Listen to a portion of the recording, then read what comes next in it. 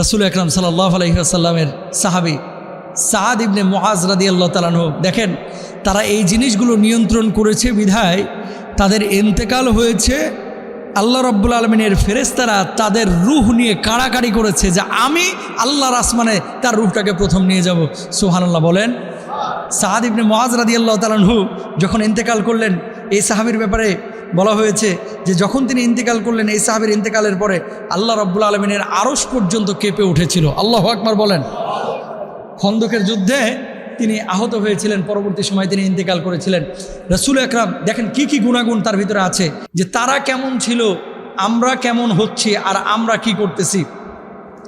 উনি ছিলেন একজন মদিনার সাহাবী। মুহাজিররা যখন হিজরত করে মক্কা থেকে গেল, উনি সবসময় মেহমানদারি করতে পছন্দ করতেন। যার বাড়িতে খাবার নাই, যার বাড়িতে খানা নাই, এদেরকে খাওয়াইতে পছন্দ করতেন। নবীজি সাল্লাল্লাহু আলাইহি ওয়াসাল্লাম কখনো কখনো এই সাহাবীর সঙ্গে পরামর্শ করতেন যে সাদ, এই কাজটা কি আমি করব নাকি করব না। রাসূল আকরাম সাল্লাল্লাহু আলাইহি ওয়াসাল্লাম অনেক সময় এমন হয়েছে যে সাদ একটা পরামর্শ দিয়েছেন, তিনি গ্রহণ করেছিলেন। খুব স্থির মেজাজের ছিলেন এই সাদ। রাসূল আকরাম সাল্লাল্লাহু আলাইহি ওয়াসাল্লাম হিজরতের পরে বদর যুদ্ধ মুসলমানদের জন্য একটি বড় ঘটনা। প্রস্তুতির সময় আল্লাহর হাবিব সাদ ইবনে মুআজকে ঘোষণা করেছিলেন, সাদ, এই যে বদর যুদ্ধে এখন আমরা অংশগ্রহণ করব, তোমরা আমার সঙ্গে থাকবা তো? সাদ ইবনে মুআজ তখন ঘোষণা করেছিলেন, ওগো নবীজি, মুসা আলাইহিস সালাতু ওয়াস সালামের সাথীরা তাকে বলেছিল যে মুসা, তুমি আর তোমার আল্লাহ গিয়ে শত্রুদের সাথে লড়াই করো, আমরা আপনাকে এ কথা বলবো না, বরং ময়দানে থেকে বুকের তাজা রক্ত ঢেলে দিয়ে আল্লাহর জমিনে আল্লাহর দ্বীনকে কায়েম করব। মুসা নবীর সাথীদের মতো আমরা এই কথা বলবো না যে তুমি আর তোমার আল্লাহ গিয়ে যুদ্ধ করো। ওগো নবীজি, আপনাকে আমরা এই কথা বলবো না যে আপনি আর আপনার আল্লাহ মিলে যুদ্ধ করেন, বরঞ্চ আমরা রাজপথে থেকে, ময়দানে থেকে, বদরের প্রান্তরে থেকে আমরা জিহাদ করব, যুদ্ধ করব। আল্লাহু আকবার বলেন। সাদ ইবনে মুআজ রাদিয়াল্লাহু তাআলা আনহু যখন এই কথা বলেছিলেন, নবীজি সাল্লাল্লাহু আলাইহি ওয়াসাল্লাম খুশি হয়ে গিয়েছিলেন, তার জন্য দোয়া করেছিলেন। প্রিয় ভাইরা আমার, সাদ ইবনে মুআজ রাদিয়াল্লাহু তাআলা আনহু তিনি বলতেন, আমি খুব সাধারণ একজন মানুষ, কিন্তু 3টি বিষয়ে আমি সর্বোচ্চ স্তরে পৌঁছেছি। কয়টা বিষয় জোরে বলেন? 3টা বিষয়। 1 নম্বর, আল্লাহর হাবিব সাল্লাল্লাহু আলাইহি ওয়াসাল্লামের মুখ থেকে যখন আমি কোনো কথা শুনি, তার সবই আল্লাহর পক্ষ থেকে এসেছে।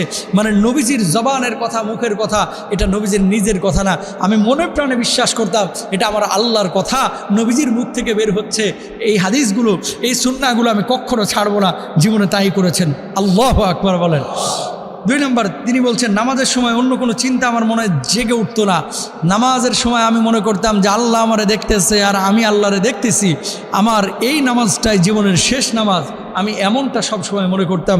3 নম্বর, তিনি বলতেছেন, মৃত ব্যক্তির জানাজার কাছে থাকলে মুনকির নাকির ছাড়া আর কোনো ভাবনা আমার মনে আসে না।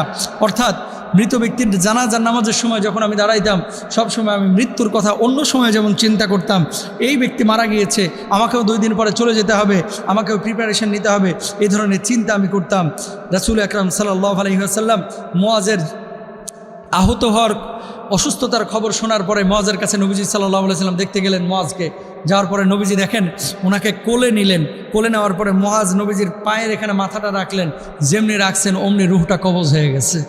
আল্লাহ নবী সাল্লাল্লাহু আলাইহি ওয়াসাল্লামের কোল মোবারকে তিনি ইন্তিকাল করেছেন। জিবরিল আমিন আল্লাহর হাবিবের কাছে সাথে সাথে আসলেন। আসার পরে বলতেছে, ইয়া মুহাম্মদ, মৃত ব্যক্তিটা আসলে কে? কে মারা গিয়েছে তোমার এখানে? ভাই, আমার সাহাবী সাদ ইবনে মুআজ মারা গিয়েছে। জিবরিল আমিন, কেন? তুমি কেন জিজ্ঞেস করতেছো এই কথা? কয়, ওর মৃত্যুর সঙ্গে সঙ্গে আল্লাহ রাব্বুল আলামিনের আরশ কেঁপে উঠেছে। কেন কেঁপে উঠেছে? কারণ একটাই, খুশি হয়ে, খুশিতে।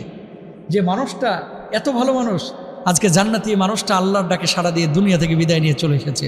প্রিয় ভাইরা আমার, তারাও মরে, আপনি আমিও মরব। তারাও ইন্তেকাল করেছে, আপনি আমিও ইন্তেকাল করব। একটু চিন্তা করি না, চেষ্টা করি না, তাদের মতো তো হতে পারবো না, কিন্তু তারা যে জিনিসগুলো বলে গেছে সেই জিনিসগুলো তো আমরা করতে পারি নাকি? ইনশাআল্লাহ বলেন। যা কিছু শুনলাম আল্লাহ তাআলা আমাদের সবাইকে বুঝে বুঝে আমল করার তৌফিক দান করুন। আসসালামু আলাইকুম।